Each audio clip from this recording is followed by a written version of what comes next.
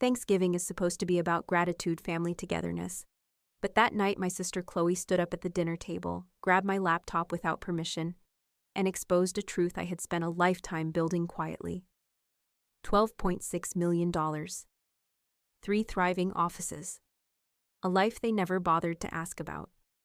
The room went silent, not out of pride, not even out of shock, but out of greed.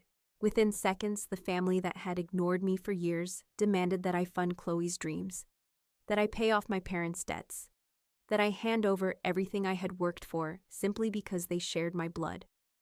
What they did not know was that I had already decided. This would be the last Thanksgiving I ever spent begging for scraps of love. Have you ever realized too late that some people only love what you can give them, not who you are? Would you have stayed and given in, or would you have walked away too? Tell me what you would have done in the comments, and if you believe in standing your ground, no matter what, stay with me, because this story is for you. My name is Isabella Monroe. I grew up in a small lakeside town in Minnesota, where winters dragged on forever, and neighbors knew everything about each other. As a little girl, I thought I had the kind of family every child deserved. My father was a high school physics teacher, and my mother worked long night shifts as a nurse at the county hospital. We weren't rich, but we weren't struggling either. Some of my happiest memories were those quiet summer evenings, sitting on the porch eating melting ice cream cones and listening to the cicadas hum under the starlit sky. In those moments, it felt like nothing could ever go wrong, but everything changed when I turned 8 years old. On a freezing January night, I was pulled from my bed by urgent knocking and blinding headlights outside. My Aunt Evelyn rushed me into a coat and told me to grab a few things. "Your mom is at the hospital," she said. "Your baby sister was born early, 2 months early." I didn't fully understand what that meant. I only knew one thing. From that night forward, my world was never the same. My sister Chloe came home from the hospital fragile, tiny, and wrapped in endless layers of care. Our home turned into a sterile zone, sanitizers in every room, air purifiers humming like white noise machines, and the sharp scent of bleach lingering on every surface. Even the smallest cough from me sent me straight to Grandma's house for days. At first, I thought it was a fun adventure. Grandma made the best apple pies and always had a new book waiting for me. But slowly, painfully, I realized the truth. I wasn't being sent away for fun. I was being exiled. I was a threat to Chloe, the delicate miracle my parents now orbited around. I tried everything to regain their attention. I aced my math tests. I drew colorful pictures. I won the school science fair. But every time my victories were met with distracted nods or murmurs about Chloe needing rest, Chloe having a mild fever, Chloe being more important right now. Once I brought home a perfect score on my 3rd grade math exam, hoping Mom would stick it on the fridge like she used to. She barely glanced at it before asking Dad if he had remembered to buy tissues, because Chloe seemed stuffy. Dad just muttered, "Good job," without even lifting his eyes. I learned the art of being invisible, staying out of the way, staying quiet, staying unseen. My bedroom became the only sanctuary I had left. A tiny space filled with the faint scent of peppermint oil, a smell Chloe hated and therefore avoided. In that small room surrounded by silence, I lost my family and found a new world. I dove into books about art history, antiques, the hidden stories behind ancient jewelry and forgotten paintings I dreamed of. Treasures buried in dusty attics of objects overlooked by everyone else waiting for someone with the right eyes to find them. Ironically, even as my parents celebrated Chloe's every tiny achievement, they told neighbors proudly, "Isabella is so independent. She understands that Chloe needs extra care." But I didn't understand. I just knew the love I once had slipped away, replaced by polite indifference. At 13, I got my first job at Sugar Pines Bakery, wiping tables and mopping floors after school. The owner, Mrs. Lorraine, never asked why I wanted to work so young. She just smiled, placed a hand on my shoulder, and said, "If you work hard, you deserve a place in the world." That moment changed me because for the first time in years, someone saw me as worthy, not because I was perfect, not because I was sick, but simply because I was trying. From that point on, I stopped trying to win my family's love.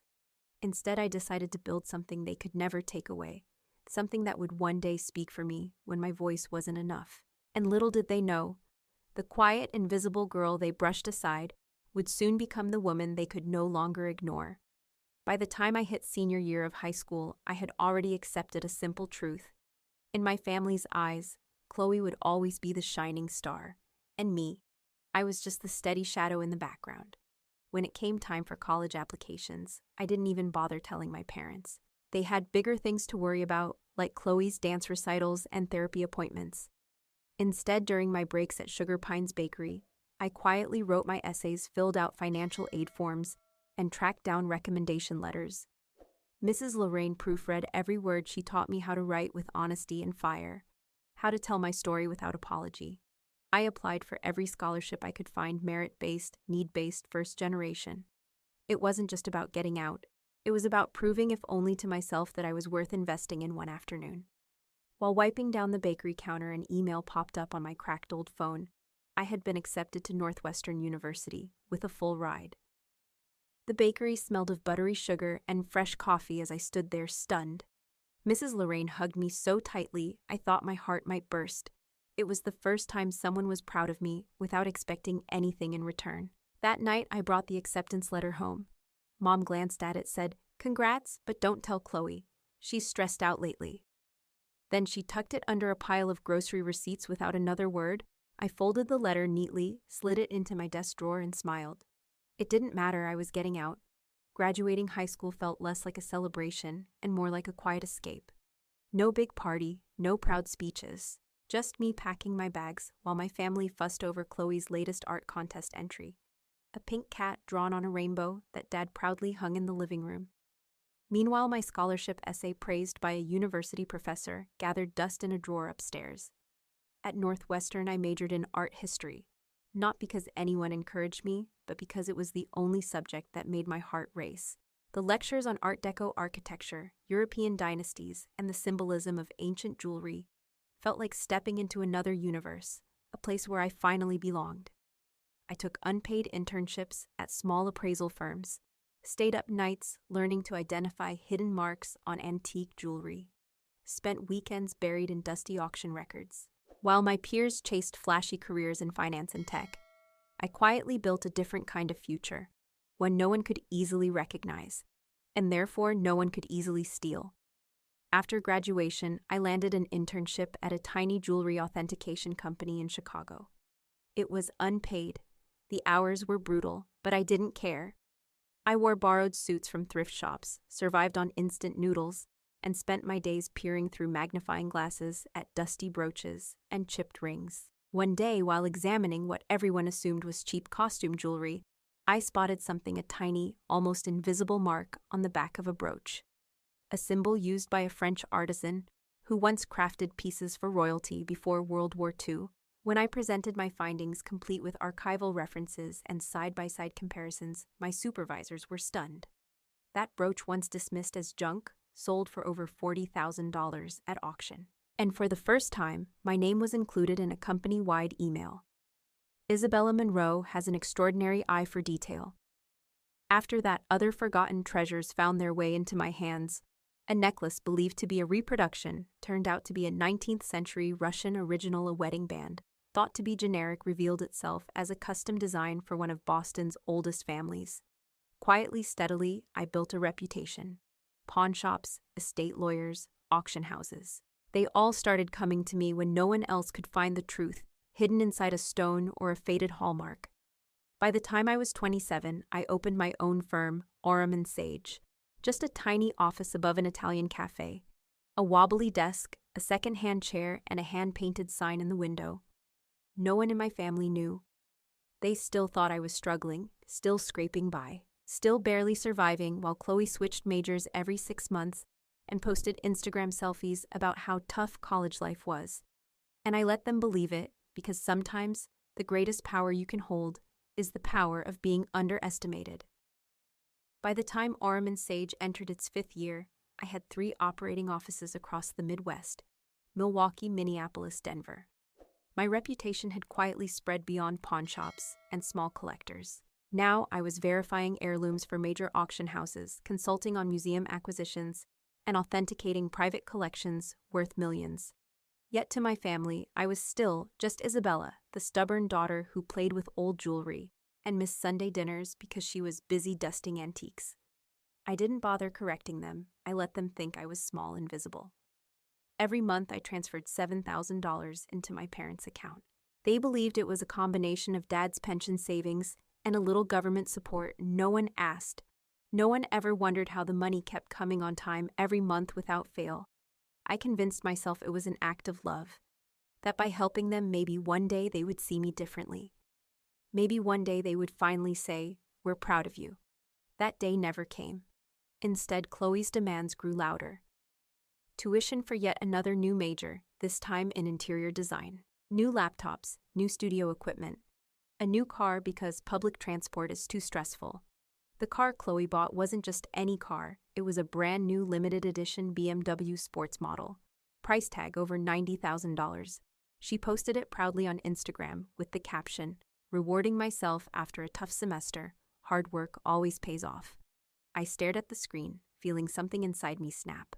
I had lived on canned soup, shared apartments with broken heaters, worked 15-hour days for years, and here was Chloe parading luxuries bought with the money I quietly funneled into the family account. Money they never even acknowledged. I kept waiting for someone to say thank you, waiting for someone to recognize that I wasn't the burden they always assumed. But all I got was silence, or worse, casual insults wrapped in smiles. At a Sunday dinner not long after Chloe's tough semester post, she smirked across the table and said, "Ever thought about going back to school, Bella? Maybe get a real degree, it might help with your little antique shop job." Mom nodded seriously, slicing into a roast. "Chloe's right. Everyone has a master's these days. You should think about catching up." I took a sip of water, my hands steady. In my head, I pictured the $2.5 million gallery contract I had just signed in New York. I thought about the National Museum that had trusted me to curate an entire exhibit, the fashion house waiting on my authentication report. But I said nothing because I knew no achievement would ever be enough. Not for them. Then came Thanksgiving. And the moment that changed everything, I hadn't planned to host. In fact, I had planned to disappear, book a solo trip, maybe lose myself in some remote corner of the world. But when Mom called, her voice frail and weary, guilt dug its old hooks into me. She said she was too tired to cook, said everyone was looking forward to the holiday, said it just wouldn't be the same without me. So I agreed. I told her to rest. "I'll take care of it." I said what she didn't know was that I hired a private catering company from Chicago, the same firm that handled exclusive collector events and international gallery openings. They created a custom-designed menu, brought in portable ovens, silver trays, and even a professional tablescape artist. I paid for everything with my company card. No one asked. Everyone just assumed I had called in a few favors, that I was still the same small, struggling Isabella who somehow managed to scrape together a fancy meal once a year. As I set the table with linen napkins and crystal glasses, I realized something. This wasn't just a dinner, it was a test. Not for them. For me, could I sit through one more night pretending to be less than who I was? Could I keep shrinking myself to fit into a mold that had never fit me in the first place? And when Chloe barged into my old bedroom and grabbed my laptop, when she paraded my bank account, my contracts, my earnings in front of the whole family, I had my answer. No, not anymore. I was done pretending, done apologizing, done carrying people who had never cared enough to even ask what I was building. That night, I realized something far more painful than betrayal. I realized I had been alone in that family for a very long time. I had just been too loyal to admit it. As Chloe spun my laptop around and the numbers on the screen lit up the room, the silence was immediate. It wasn't admiration, it wasn't pride, it was calculation. Every glance flickered with one single thought. How much of it could they take? My mother forced a tight laugh. "Isabella's probably just helping someone else with their paperwork, right, sweetheart?" Her voice was brittle, like cracked glass. I could have let it slide. I could have stayed silent. It would have been so easy. It was what I always did. But this time, I straightened my back, looked around the room full of relatives who had never once asked how I was doing, and said clearly, "No, Mom, I'm not doing paperwork for someone else. I am the CEO of Aram & Sage. This is my company. Those contracts are mine. Those accounts are mine." You could hear a fork scrape across a plate. You could hear the shallow breathing. You could feel the envy thick in the air. Chloe's face twisted first, shock, then anger. "You have that kind of money, and you never told us Mom and Dad are struggling to pay my tuition. And you just sat there? I turned to my parents, my transfers. Every month for over 2 years, $7,000. You never once asked where it came from. My mother's face went pale. My father's jaw tightened. Chloe's voice cracked. I have a right to know. We're family, family. The word tasted like ash in my mouth. Family didn't ignore you when you excelled. Family didn't mock you behind your back. Family didn't see your success as a personal insult. But I stayed calm. I stayed standing. Because for the first time, I wasn't begging for their approval anymore. I was stating a fact, a truth they could no longer twist or deny. Mom tried to recover. Isabella, you should be helping us. It's only fair family shares everything. Dad slammed his palm on the table. You're a daughter of this family. You owe us. I looked at them, truly seeing them for the first time, not as parents, not as family, but as people who would bleed me dry without a second thought. No, I said, my voice steady. I don't owe you anything. I sent that money because I wanted to help, not because I was obligated to. And now that help ends. I pulled out my phone, tapped a few buttons, canceled the automatic transfers right there in front of them. The room exploded. Mom shrieked about betrayal. Chloe sobbed about ruined dreams. Dad shouted that I was selfish, heartless, ungrateful. But I just stood there, still silent. Because the truth was simple, I had already given them everything I could, and it had never been enough. It would never be enough. Chloe screamed through tears. You can't just walk away. You owe us your success. You owe us everything. I shook my head slowly. I owe myself a life, not built on guilt and manipulation. They didn't get it, they never would. And for the first time, I didn't feel sad about it. I felt free. I picked up my laptop, straightened my sleeves, walked toward the door. Behind me, someone shouted about lawyers. Someone else yelled that I would regret this. But none of it touched me anymore, because I had already lost them long ago. And now I was finally giving myself permission to leave the wreckage behind. As I stepped outside into the crisp night air, a strange calm settled over me. The stars above were cold and bright, distant but steady, just like I had been all these years. Distant, steady, surviving without their light. But now I didn't just want to survive. I was ready to live. That night, after walking out of the house without a single hug or goodbye, I returned to my small, quiet apartment. The moment I closed the door behind me, I felt it. Relief. A weight I hadn't even realized I was carrying slid off my shoulders. I sat in the silence, letting it wash over me like a wave. No shouting, no demands, no guilt, just peace. But peace did not last long. The next morning, my phone buzzed nonstop.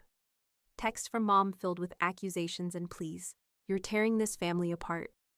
Lily's devastated. She's lost faith in everything. You're heartless. Texts from Dad, colder, but no less cutting. I don't know what kind of person you've become. Isabella, but it's not someone we raised. And Chloe, message after message. How could you do this to us? You're ruining my future. You'll regret this when you're old and alone. It didn't stop there. Uncles, aunts, even distant cousins who never bothered to call suddenly had opinions about my betrayal. Somehow I wasn't just the black sheep anymore. I was the villain in a family drama I never auditioned for. I didn't respond. Instead, I forwarded every threatening or manipulative message to Marcus, my attorney. When he called after reviewing the mountain of harassment, he said, "You need a clean break. Not just emotionally, legally." By the end of the week, official cease and desist letters were sent to every family member who crossed the line, clear professional. With one final sentence that I personally asked Marcus to include, "Love, if it exists, should never come with an invoice." There was more fallout, of course. Chloe posted a cryptic, emotionally charged message on social media. Pictures of us as children, a caption dripping with betrayal. Some people care more about money than family. Not everyone with wealth has a heart. The comments flooded in. Some called me cold. Others called Chloe out for weaponizing old memories. I didn't respond. Not a single word, because I knew the truth. And for once in my life, that was enough. Behind the scenes, I took every precaution. Changed my personal phone numbers, scrubbed my address from public records, added extra security to my office and my home. I wasn't running, I wasn't hiding. I was protecting the life I had fought so hard to build. And the best part, business didn't falter, it flourished. Clients I had worked with quietly over the years reached out in support. A renowned fashion house requested my expertise for an upcoming jewelry exhibit in New York.